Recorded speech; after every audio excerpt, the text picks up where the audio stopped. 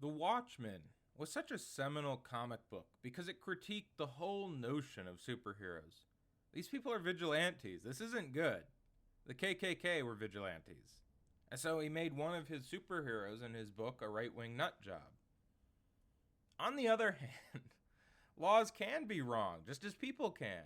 Breaking the law is sometimes justified, and sometimes the law isn't sufficient. If a vigilante group emerged in the South protecting black people from lynching, I don't think anybody would have thought, oh gosh, that's terrible. When the government cannot protect you, it's justified to protect yourself.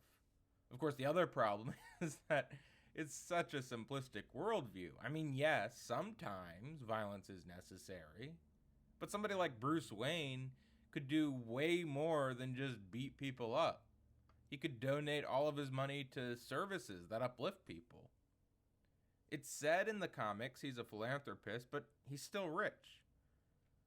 The Dark Knight Rises addresses this to some extent, and Bruce Wayne goes broke giving his fortune away to solve a world problem, and that's good. Batman Begins was also good in showing not all criminals are simply evil. Some, most even, are just desperate. Personally, I think The Dark Knight Rises was better than its comic equivalent, The Dark Knight Returns, which I never thought was very good. It's a noir book and gave Batman a better aesthetic, which he had to live down since the 60s television show. But it had the same issues a lot of Frank Miller comics do. It's overly gritty to the point of being satirical, and mostly vapid. You know, back in the 80s, a lot of movies and comics were like this. It was just the mood of the times. This was during the neocon backlash. Reagan was president, crime was rising, and people's solution was to put on their cowboy hat and six-shooters. And that's where you get Death Wish in the movies, and Punisher in Marvel Comics, and Batman in The Dark Knight Returns.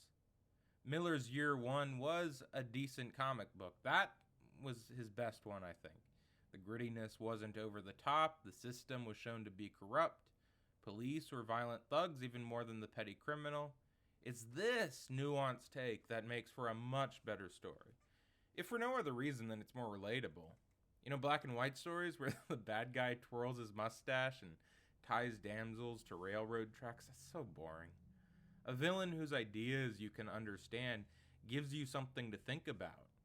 It's what made The Dark Knight such a brilliant film. In that, he tells Alfred that criminals aren't complicated, and of course he's wrong. And the movie goes against the grain of most films up until this point in time. Most blockbuster villains were very one-dimensional. You had Hans Gruber types who might have been interesting to watch, but you weren't invested in his psychology or motivations. As one character says, he's a common thief. No, he's a magnificent thief. But nonetheless, there isn't anything compelling about his motivations. We get it. He's greedy. That old depiction of villains as nothing more than violent thugs, I don't think cuts it anymore. It's why The Killing Joke, for its time, was such a revolutionary comic. It gave the Joker his nihilistic mission to prove that all somebody needs is one bad day to be just like him, or, as I think it's put better in The Dark Knight, people are only as good as the world allows them to be. What's kind of brilliant about this is you don't even need to know his backstory. You know his motivation. Other good villains of cinema lacked this previously. You know, Eamon Goth, I think that's how it's pronounced, from Schindler's List, had a good scene where he looks into a mirror and he's unable to forgive himself. He's already done so much evil. There isn't any way to turn back and save his humanity. This is proven true by the Milgram experiment. Once people have done enough damage, to stop now would make them question all that harm they had already committed. People have a tremendous aversion to guilt, obviously. It's much easier to stick your head in the sand. What would have made Amon a better villain is if we had gotten a backstory showing where he came from and how evil is incremental. Nobody's born evil, it happens over time.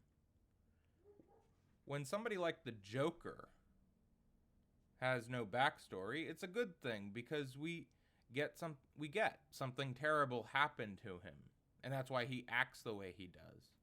With Amon, though, he seems to be acting out self-hatred, and he might have been a decent person under different circumstances. More clarity as to how he got to this point would have been good. Of course, for a movie, that might have been too long. I don't know how they could have shown it. With Thanos, they give us specific backstory, but one you don't need a lot of detail with. His homeworld was destroyed because of an ecological disaster. That's all you really need to know. There's enough real-world problems we can relate to that would lead Thanos to where he is. The one-child policy of China to the forced sterilization in India. You know, I heard people say Thanos' goal wasn't realistic and he wouldn't have saved the life in the universe, but I think they're missing the point. I'm not sure the one-child policy or forced sterilizations were necessary or did any good.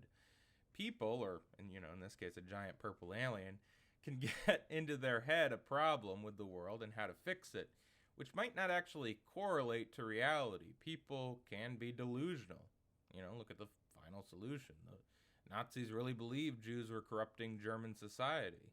The KKK really believed that black people were going around raping white women. Modern day racists really believe black people are inherently prone to crime. And then we come up with solutions, murder and incarceration for all these groups, simple solutions to complex problems. People would like to believe that the world is simple and easy to understand, and that there are good guys and bad guys, preferably ones you can distinguish by the way they look and act. That simplicity, I would imagine, gives them comfort. In a chaotic world, we don't understand. There's good reason to feel fear. If solutions are easy and simple, and the world is easy to fix, we have less reason to fear. The problems aren't insurmountable. This all brings us full circle, doesn't it? I began talking about how superheroes are too simple and the people they fight. The completely good versus evil. We all have a desire for a simpler world, and we should all avoid it, and instead seek more complex stories. This sort of denial in the face of a messy, head-scratching world is how some folks deal with fear rather than confronting it directly. The foundation of fascism is a mythic past and nostalgia, a longing to get back to a simpler time and a pure time, as if any such time existed. But we believe it did, and that's enough. Belief will make you do terrible things. Doesn't matter if they're true or not. And people will believe things simply because it's comforting. Doesn't matter if it's true.